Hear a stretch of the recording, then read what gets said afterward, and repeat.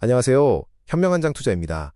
오늘은 원자재 슈퍼사이클의 서막이라는 주제로 2026년 원자재 시장에서 돈이 도대체 어디로 흘러가고 있는지 그 순환매의 비밀을 파헤쳐 보겠습니다.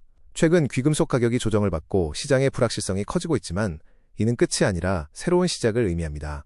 거대한 자본의 흐름이 다음 목적지를 향해 움직이고 있는 지금 우리는 어디에 투자해야 할까요?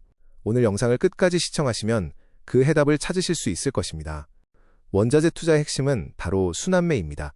돈은 한 곳에 머물지 않고 릴레이 경주처럼 다음 주자에게 바통을 넘깁니다. 유동성이 풀리면 가장 먼저 금과 같은 귀금속이 오르고 실물 경기가 회복되면 구리나 알루미늄 같은 비철금속으로 돈이 이동합니다. 이후 경기가 과열되면 에너지, 마지막으로 농산물이 뒤따르는 구조입니다. 따라서 무작정 모든 원자재를 사는 것이 아니라 지금 어느 섹터가 뛰고 있는지 그리고 다음 주자는 누구인지를 파악하는 것이 성공적인 투자의 핵심 전략입니다. 최근 케빈 워시전 연준 이사가 차기 의장으로 지명되면서 시장에 긴축 공포가 퍼졌습니다. 대차대조표 축소 우려로 귀금속이 조정을 받았죠. 하지만 너무 겁먹을 필요는 없습니다. 그는 금리 인하와 재무부와의 정책 공조를 주장하는 실용주의자입니다. 선거를 앞둔 민감한 시기에 무리한 긴축을 고집하기는 어렵습니다. 여전히 유동성은 시장에 계속 공급될 것이며 자산시장의 파티는 아직 끝나지 않았습니다. 오히려 이번 조정은 좋은 저가 매수의 기회이자 다음 주자를 준비할 타이밍입니다. 세계 최대의 원자재 소비국인 중국의 움직임도 주목해야 합니다. 중국 지방정부들이 올해 경제 성장률 목표치를 낮췄지만 이는 포기가 아니라 내수 확대를 위한 추가 부양책의 명분 쌓기입니다. 중국은 지금 소비를 유도하기 위해 부동산 규제를 완화하고 미래 성장을 위해 전력망에 막대한 자본을 쏟아붓고 있습니다. 올해에만 전력망 투자가 15% 이상 성장할 것으로 전망됩니다. 이러한 중국의 거대한 인프라 투자는 곧 비철금속 수요의 폭발적 증가를 의미합니다. 그렇다면 원자재 순환매의 첫 번째 주자였던 금은 지금 어떤 상황일까요? 금은 유동성을 가장 먼저 반영해 이미 사상 최고치를 찍고 잠시 숨 고르기, 즉 휴식 구간에 들어갔습니다. 신흥국 중앙은행들의 매입 수요 등 펀더멘털은 여전히 튼튼하고 훌륭한 안전자산임에는 틀림없습니다. 하지만 단기 급등에 따른 피로감이 쌓여 있어 지금 당장 공격적인 초과 수익을 내기에는 다소 늦은 감이 있습니다. 이제는 우리의 시선을 다음 타자로 돌려야 할 때입니다. 이제 유동성의 바통은 금에서 비철금속으로 완전히 넘어갔습니다. 과거 2020년 8월에도 귀금속 상승세가 멈칫할 때 비철금속이 폭등하며 주도권을 넘겨받았던 패턴이 있었습니다. 실물 경기가 바닥을 찍고 올라오는 시점에서는 산업의 근간이 되는 필수 금속들이 시장의 주인공이 됩니다. 이미 건설 경기가 부진함에도 아연 가격이 반등하는 등 유동성이 이동하는 증거들이 나타나고 있습니다. 지금은 금 비중을 늘리기보다 구리와 알루미늄에 집중해야 할 절호의 타이밍입니다. 비철금속의 핵심인 구리를 살펴보겠습니다. 지금 구리 시장은 심각한 구조적 공급 부족에 시달리고 있습니다. 과거에는 땅을 파면 질 좋은 구리가 나왔지만 광산이 노후화되면서 현재는 구리 1톤을 얻기 위해 무려 140톤 이상의 광석을 캐내야 할 정도로 함량이 떨어졌습니다. 게다가 칠레 등 주요 생산국에서는 고질적인 노조 파업으로 공급이 자주 멈추고 있습니다. 새로운 광산을 개발하려 해도 10년 이상이 걸리기 때문에 당장 공급을 획기적으로 늘릴 방법이 없는 상황입니다. 반면 구리의 수요는 인공지능과 전력망을 중심으로 거대하게 폭발하고 있습니다. 인공지능 데이터 센터는 그야말로 전기를 먹는 하마입니다. 이 막대한 전기를 안정적으로 보내려면 구리로 만든 초고압 송전 설비가 반드시 필요합니다. 또한 전기차에는 기존 내연기관차보다 3배 이상 많은 구리가 들어갑니다. 최근에는 로봇이나 휴머노이드 관련 미래 수요까지 더해지고 있습니다. 구리는 단순한 경기 회복 수혜주를 넘어서 4차 산업혁명을 이끄는 대체 불가능한 필수제입니다. 하지만 구리 가격이 계속 치솟으면 전선을 만드는 기업들 입장에서는 비용 부담이 매우 커집니다. 여기서 훌륭한 대타로 등장하는 것이 바로 알루미늄입니다. 구리 가격이 너무 비싸지면 기업들은 성능은 조금 떨어지더라도 가격이 싼 알루미늄으로 소재를 대체하려고 합니다.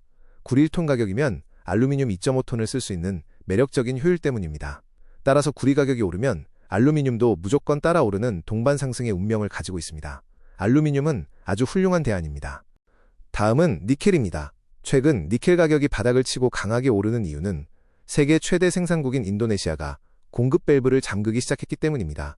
인도네시아는 세수 확보와 가격 방어를 위해 올해 니켈 광석 생산 한도를 무려 34%나 대폭 감축했습니다. 전기차 캐즘으로 인한 수요 둔화 우려가 있긴 하지만 막강한 독점적 지위를 이용한 공급 감산의 힘이 시장에서는 훨씬 더 강력하게 작용하고 있습니다.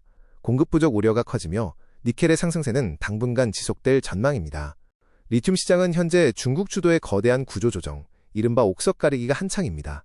중국 정부는 무분별한 공급 과잉을 막기 위해 간접 보조금을 끊고 환경 규제와 채굴 심사를 대폭 강화해 경쟁력 없는 좀비 광산들을 강제로 퇴출시키고 있습니다. 이러한 뼈를 깎는 과정 덕분에 시장의 거품이 빠지고 점차 건전해지고 있습니다. 에너지 저장 장치 수요가 꾸준히 성장하는 가운데 향후 휴머노이드 로봇 등 막대한 미래 투기 수요가 붙기 딱 좋은 최적의 타이밍이 바로 지금입니다. 이제 순환매의 다음 주자인 에너지, 그 중에서도 원유를 살펴보겠습니다. 현재 유가가 낮게 유지되면서 미국 셰일 기업들의 개발 수익성이 악화되어 신규 투자가 완전히 실종된 상태입니다. 이것이 바로 증산의 역설입니다. 지금 유전 투자를 하지 않으면 6개월에서 1년 뒤에는 필연적으로 신규 공급 부족 사태가 발생하게 됩니다. 올 연말로 갈수록 산유국들의 증산 여력은 약화되고 공급 부족이 현실화되면서 유가는 급등할 가능성이 높으므로 지금부터 미리 눈여겨봐야 합니다. 천연가스 역시 하반기 폭발적인 수요 증가가 기대되는 매우 매력적인 섹터입니다. 인공지능 데이터 센터는 24시간 내내 엄청난 양의 전력이 필요한데 태양광이나 풍력 같은 불안정한 재생에너지로는 이를 감당할 수 없습니다. 당장 대규모 전력을 안정적으로 공급할 수 있는 현실적인 대안은 가스터빈뿐입니다. 현재 주문이 밀려있는 가스터빈들의 시운전이 하반기부터 속속 끝나게 되면 전력용 천연가스 수요가 본격적으로 폭발하게 될 것입니다. 마지막 주자인 농산물은 최악의 시기는 지났지만 아직 잠자는 거인입니다. 농산물 가격이 본격적으로 오르려면 원가인 질소계 비료 가격, 즉 천연가스 가격이 먼저 급등해줘야 하는데 아직은 가스 가격이 낮습니다. 게다가 가뭄을 유발하는 라니냐 기상현상이 파종기를 비껴가면서 주요 산지의 작황이 나쁘지 않은 상황입니다. 사료용 수요마저 부진하여 당장 가격을 끌어올릴 만한 카드가 부족합니다.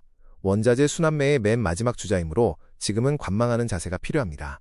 지금까지 분석한 내용을 바탕으로 2026년 원자재 투자 로드맵을 한눈에 정리해드리겠습니다. 상반기인 현재 우리가 가장 집중해서 비중을 늘려야 할 곳은 구리, 알루미늄, 니켈, 리튬 같은 비철금속입니다. 그리고 하반기로 갈수록 증산의 역설로 인해 공급 부족이 현실화될 원유와 천연가스 등 에너지 섹터 투자를 지금부터 서서히 준비하셔야 합니다. 이미 많이 올라 조정을 받고 있는 금에 대한 무리한 추가 매수는 자제하고 농산물은 아직 때가 아니니 지켜보시기 바랍니다. 시장에는 지금 원자재 슈퍼사이클이라는 거대한 파도가 밀려오고 있습니다. 투자의 세계에서 단순한 가격의 오르내림만 쫓아가서는 결코 큰 수익을 낼 수 없습니다. 돈이 어디로 흘러가는지 그 시장의 거대한 흐름과 순환매의 파도를 제대로 읽는 자만이 진정한 기회를 잡을 수 있습니다. 오늘 당장 여러분의 투자 포트폴리오를 점검해보시고 지금 시장의 진짜 주인공인 비철금속부터 차근차근 공부를 시작해보시기 바랍니다. 이상 현명한장 투자였습니다.